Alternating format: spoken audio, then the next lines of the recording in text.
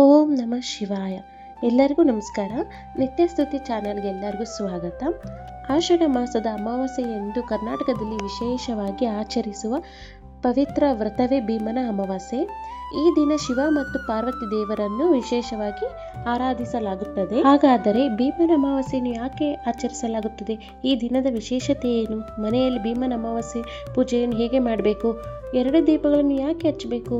ಯಾವ ಮಂತ್ರವನ್ನು ಜಪಿಸಬೇಕು? ಮತ್ತು ಯಾವ ವ್ರತದ ಹಿಂದೆ ಇರುವ ಕಥೆ ಏನು?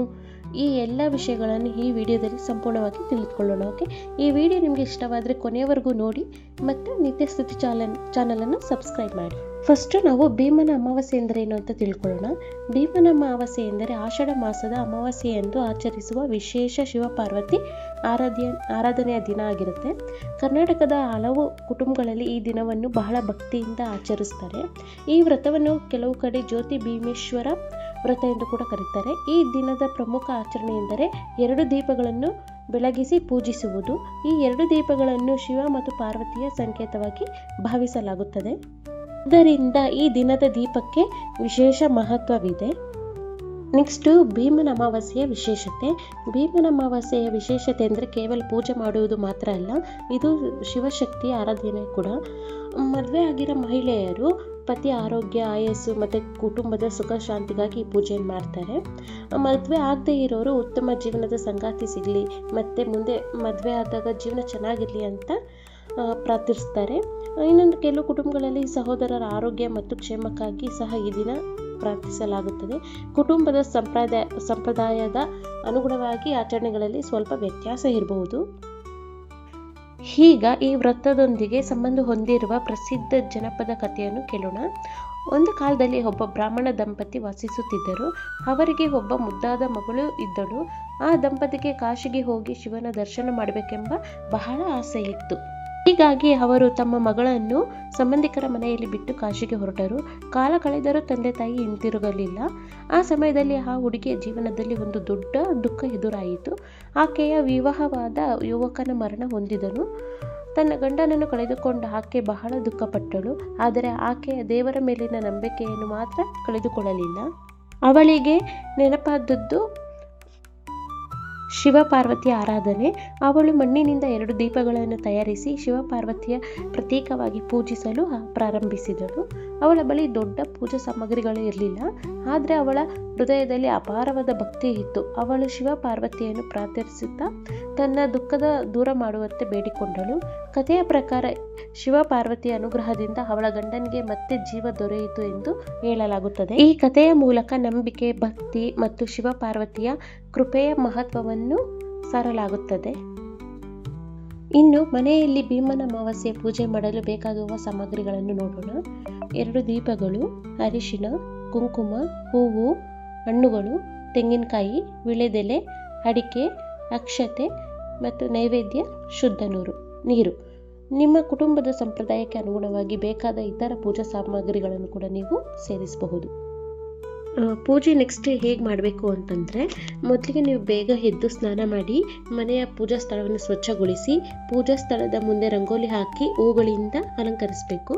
ಶಿವಪಾರ್ವತಿಯ ಚಿತ್ರ ಅಥವಾ ವಿಗ್ರಹವನ್ನು ಪ್ರತಿಷ್ಠಾಪಿಸಿ ನಂತರ 2 ದೀಪಗಳನ್ನು ಸಿದ್ಧಪಡಿಸಿ. 2 ದೀಪಗಳನ್ನು ಶಿವ ಮತ್ತು ಪಾರ್ವತಿಯ ಸಂಕೇತವಾಗಿ ಭಾವಿಸಿ ಪೂಜಿಸಿ.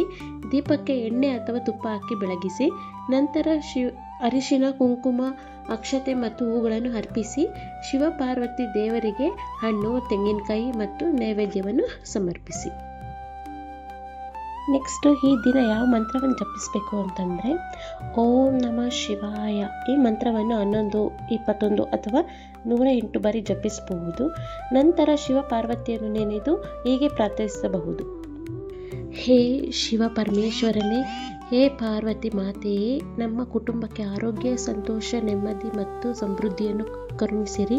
ನಿಮ್ಮ ಆಶೀರ್ವಾದ ಸದಾ ನಮ್ಮ ಕುಟುಂಬದ ಮೇಲಿರಲಿ ಎಂದು ಮನಸ್ಸಿನಿಂದ ಪ್ರಾರ್ಥಿಸಿ. ಈಗ 2 ದೀಪಗಳ ಮಹತ್ವವನ್ನು ತಿಳಿದುಕೊಳ್ಳೋಣ. ಭೀಮನ ಅಮಾವಾಸ್ಯೆಯ ಪೂಜೆಯಲ್ಲಿ 2 ದೀಪಗಳಿಗೆ ವಿಶೇಷ ಸ್ಥಾನವಿದೆ. ಒಂದು ದೀಪ ಶಿವನ ಸಂಕೇತ, ಮತ್ತೊಂದು ದೀಪ ಪಾರ್ವತಿ ದೇವಿಯ ಸಂಕೇತ. ಶಿವ ಮತ್ತು ಶಕ್ತಿ ಒಂದಾಗಿರುವುದನ್ನು ಈ ಎರಡು ದೀಪಗಳು ಪ್ರತಿನಿಧಿಸುತ್ತವೆ. ಆದ್ದರಿಂದ ದೀಪ ಹಚ್ಚುವಾಗ ಮನಸ್ಸಿನಲ್ಲಿ ಒಳ್ಳೆಯ ಭಾವನೆ ಮತ್ತು ಭಕ್ತಿಯನ್ನು ಇಟ್ಟುಕೊಳ್ಳುವುದು ಮುಖ್ಯ. ದೀಪದ ಬೆಳಕು ನಮ್ಮ ಮನೆಯ ಕತ್ತಲನ್ನು ಮಾತ್ರವಲ್ಲ, ನಮ್ಮ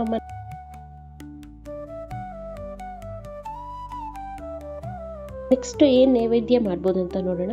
ಈ ದಿನ ನಿಮ್ಮ ಕುಟುಂಬದ ಸಂಪ್ರದಾಯಕ್ಕೆ ಅನುಗುಣವಾಗಿ ನೈವೇದ್ಯವನ್ನು ತಯಾರಿಸಬಹುದು. ಸಿಹಿ ಪದಾರ್ಥಗಳು, ಹಣ್ಣುಗಳು, ತೆಂಗಿನಕಾಯಿ ಅಥವಾ ಮನೆಯಲ್ಲಿ ತಯಾರಿಸಿದ ಸಾತ್ವಿಕ ಆಹಾರವನ್ನು ನೈವೇದ್ಯವಾಗಿ ಅರ್ಪಿಸಬಹುದು. ಪ್ರಮುಖವಾದದ್ದು ನೈವೇದ್ಯದ ಪ್ರಮಾಣವಲ್ಲ, ಭಕ್ತಿಯಿಂದ ಅರ್ಪಿಸುವ ಮನಸ್ಸು. ನೆಕ್ಸ್ಟು ಭಂಡಾರ ಹೊಡೆಯುವ ಸಂಪ್ರದಾಯ. ಭೀಮನ ಅಮಾವಾಸ್ಯೆಯಂದು ಕೆಲವು ಕುಟುಂಬಗಳಲ್ಲಿ ವಿಶೇಷವಾಗಿ ಭಂಡಾರ ಹೊಡೆಯುವ ಆಚರಣೆ ಕಂಡುಬರುತ್ತದೆ. ಹಿಟ್ಟಿನಿಂದ ಅಥವಾ ಕಡುಬಿನ ರೀತಿಯ ಉಂಡೆಗಳನ್ನು ತಯಾರಿಸಿ ಅದರೊಳಗೆ ನಾಣ್ಯಗಳನ್ನು ಇಡುವ ಸಂಪ್ರದಾಯದ ಕೆಲವು ಕಡೆ ಇದೆ. ಪೂಜೆ ಮುಗಿದ ನಂತರ ಆ ಉಂಡೆಯನ್ನು ಹೊಡೆಯುತ್ತಾರೆ. ಒಳಗೆ ನಾಣ್ಯ ಸಿಕ್ಕರೆ ಅದನ್ನು ಶುಭದ ಸಂಕೇತವೆಂದು ಪರಿಗಣಿಸುವ ಜನಪದ ನಂಬಿಕೆ ಇದೆ. ಈ ಆಚರಣೆ ವಿಧಾನ ಕುಟುಂಬ ಮತ್ತು ಪ್ರದೇಶದ ಸಂಪ್ರದಾಯದಂತೆ ಬದಲಾಗಬಹುದು.